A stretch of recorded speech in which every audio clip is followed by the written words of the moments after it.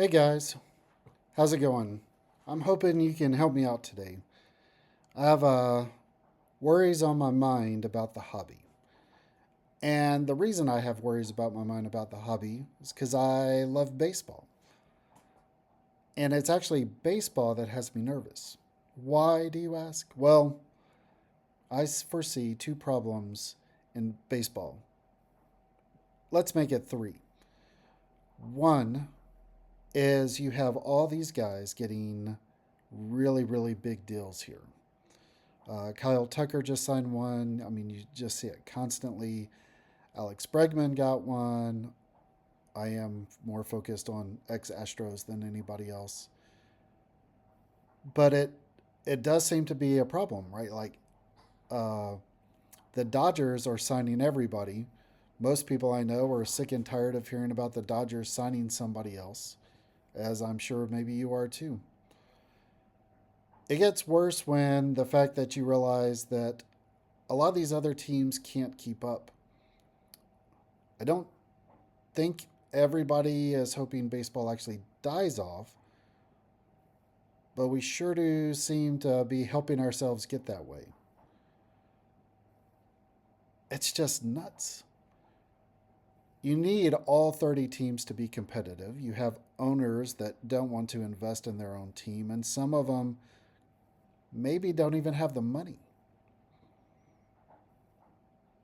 We really need, and I kind of hate to say it, a salary cap, revenue sharing, and some sort of forcing function to help those owners invest. I don't know exactly what all that looks like. But I do know that another strike, which seems inevitable at this point, is really bad for baseball. I think you probably agree. What does that mean? How do we get that fixed? I really don't know.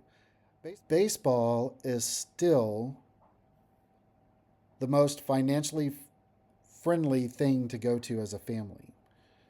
If I want to take my family to a NFL playoff game, it's going to cost me a fortune. The NBA is a little bit better, right? And so is hockey. But the best bang for my buck is actually baseball, whether that's the minor leagues or the major leagues. But the problem is everything in baseball actually focuses in on the major leagues. There's no way around it. I mean, who do you know on your local college team? I know one player that's on my local college team, and that's because I know the guy's dad. Baseball needs to get back to its roots. It does a lot of good things for people in the stands, but it's really hard to watch the game. And if it's hard to watch the game, eventually this does affect things like baseball cards. Now I know what you're going to say. You think I'm crazy because baseball cards are getting printed out the wazoo right now. If you look at this chart right here, you're going to see really, really quick that it looks like we're actually printing a lot of cards. And I'll zoom in on it later. But the reason I'm worried about baseball and baseball cards, because to me they're all the same thing. I have a sick kid in the back. Hopefully you can or can't hear it. I don't know what the right thing would be there. Anyway, all right. So here's what I'm looking at. Let's look at baseball card eras. Okay, we're going to change this dynamic, but this is the dynamic currently that we have. This is your baseball card era. And we all can probably agree to everything up to about the vintage era. And please don't judge these. This is, something made by AI really quickly. It's not meant to be pictures accurate, right? But we can all agree up to 1961 to 1980. That's the vintage era. I think we all agree on that. And 1981 through 1986, they call it the Wax Pack era, or a lot of people call it the junk wax era. And then in 1987 through 1994, we have the Mega Wax era. And in 1995 to present, they call it the modern or premium era. Well, the truth is, I don't like much of any of this. I don't like calling it the wax pack era or the junk wax era. I actually prefer the mega wax era or something akin to that because, well, I collected during that time. So we're going to discard that. But I do want to think about what happened from 1980 up into present and show why I think we all should be worried. I guess if you like scarcity, maybe it's a time to be excited coming up. So here's our next graph. On the left-hand column, you see numbers, copies per card. And what that really means is the number of players, or pardon me, the number of cards that each player had printed for each year. These are rough numbers, guys. These are not meant to be precise. I think they're pretty good, but they're definitely not perfect, okay? Down below is every year from 1980 up until present.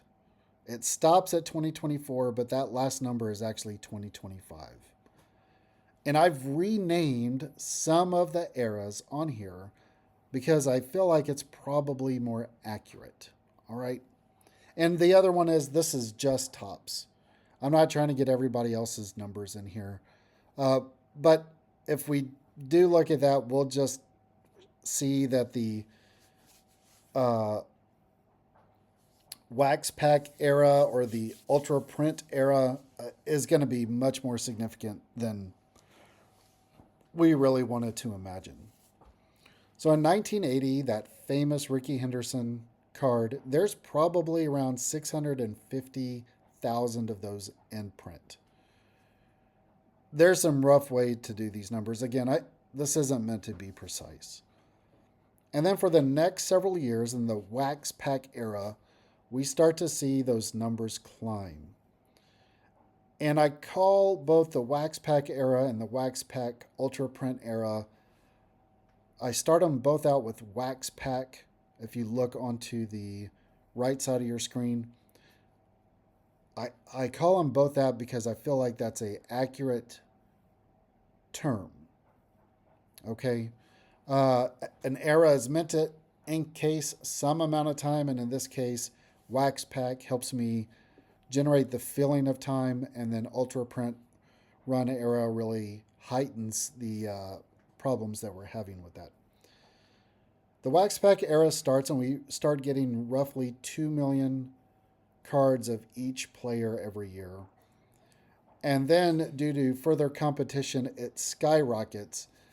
And by the end of the 80s into the 90s, we're at 4.5 million prints per player every year. Needless to say, that became an unsustainable process because, as you remember from your economics class, too much supply and demand, one of them gets turned off, eventually. And in this case, there was so much demand that the need for all of it just dropped the bottom out of it. With that being said, right, we go into the 1994 season and we still have a lot of cards being printed. This is roughly about 2.5 million cards going into the 1994 season. But when the 1994 season happened, something else happened, and we had a lockout. And that lockout ends up having multiple years effect on the sports card hobby network, or sports card hobby just in general. And so within just a few years, as Topps and others begin to adjust to the lack of demand, we see what I will call the premium pack era start? We start out with a premium pack ultra print era because they're still printing at a high demand level as they are learning to adjust from what happened from the strike. Nobody cared about millionaires complaining they weren't getting enough money. People love struggle, and they love to see struggle together. They love to see people come together. But when you're struggling over millions of dollars and everybody else is struggling over tens of thousands of dollars, it no longer works. And that's what got us to that premium pack crash era. So we're getting, I called it premium pack because we're getting nice cards, right? Upper Deck and Fleer had all changed the game for Topps, and Topps was having to produce a better product. The problem is nobody wanted the product because everybody is still fairly mad at baseball. Baseball wouldn't recover for a long, long time. Now, there's still some really good cards there between 2000 and 2010, but the demand was low. Even now, the demand's low. I mean, look at these print numbers. These print numbers are really low, and yet nobody wants to buy those cards for a lot of money. In 2011, though, something changed, or someone came into the game that changed the game. We all know who that is. It's Mike Trout. And Mike Trout started what I consider a new era, the slab and parallel era. Now, in fairness, parallels had already been around for a little bit, but now people wanted the parallels. They wanted to get cards slabbed. And so for the next roughly 10 years, the effect is starting to kind of come around. Now, I will say this chart shows base cards printed, so the numbers may be a little bit higher, but overall print runs are still low. And then in 2020, unfortunately, COVID happened. COVID created a demand signal that the cards companies had not seen in a long time. And so now we're back to a parallel mega print run era. That's what I call the current era we're on. You see that last number says we're at 1.2 million cards per player. That number is probably a little low. It's probably somewhat higher. If I had to guess, one of my favorite players is Jose Altuve. I would say he probably has 1.5 million to maybe 2 million cards printed last year. So then we've seen the number grow. But what happens when we hit our next strike? I think this not only will negatively affect baseball cards, but the entire card hobby. Well, okay, maybe not Pokemon. But that's what I'm worried about. It's concerning to me. I'm not sure if there's fixing it, but I don't want to go back to that Wax Packs Ultra Print run, that 4.5 million cards, but I do want to see baseball and the hobby grow. And I think we're getting ready to be in a bit of trouble. I think the TV deals are becoming not advantageous. I think we're not getting the word out for baseball like we used to. I think the player salaries are getting too big, that it will start to affect seats, cost for families. And I don't know if we're helping people promote the love of the game or the love of the hobby. So those are my thoughts. With that, let's look at a few cards and we'll end this sucker. Thanks for listening, by the way.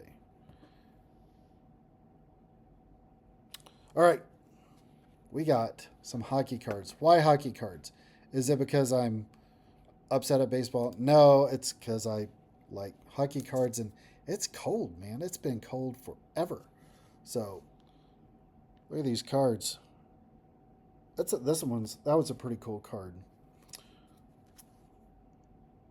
Jack Hughes, glossy OPC. I'm thinking about buying some OPC hockey cards just to see how they're different.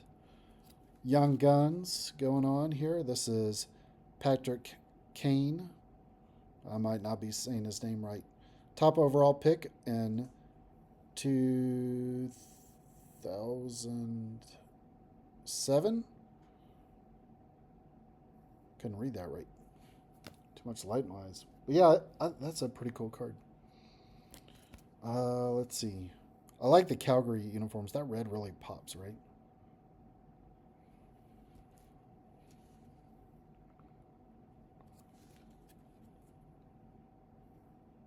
If I was on ice like that, you guys would see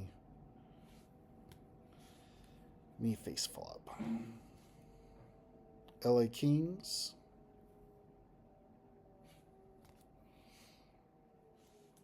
Anyway, I like the hockey cards.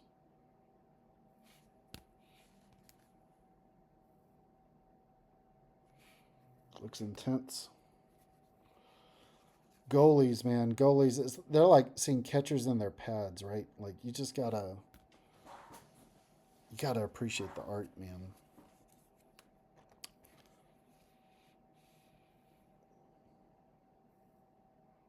This is Quinn Hughes.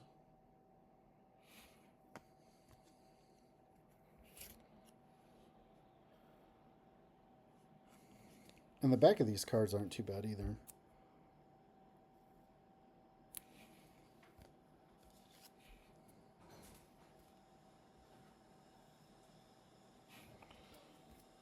Got some modern day turnarounds on baseball cards.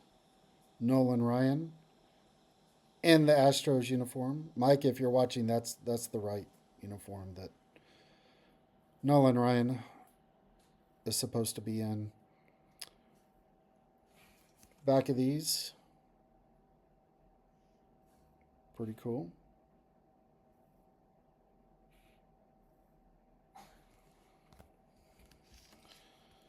Gotten more and more into O-Pee-Chee cards.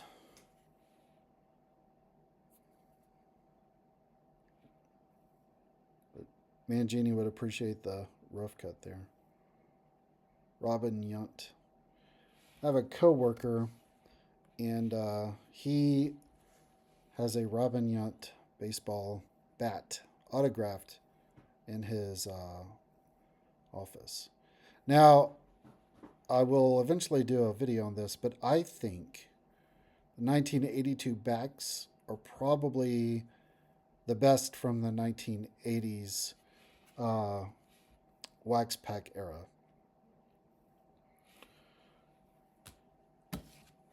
Maybe 1980 is still kind of on their own because that's when vintage ended. I have to think about that. All right.